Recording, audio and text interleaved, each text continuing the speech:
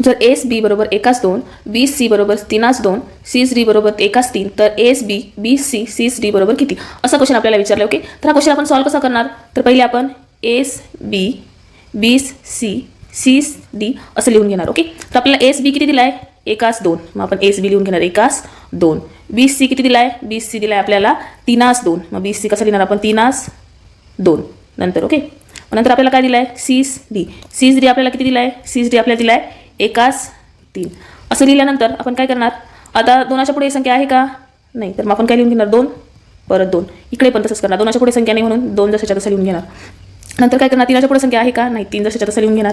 1च्या पुढे संख्या नाही म्हणून 1 जशाच्या तसा, परत पुढे 1 जशाच्या तसं. नंतर काय करणार आपण यांची गुणाकार. बरोबर, 2 दुणे 4 4 त्रिक 12, 2 दुणे 4 4 1 4. ओके, 3 दुणे 6 6 1 6. नंतर 3 1 3 म्हणून आपला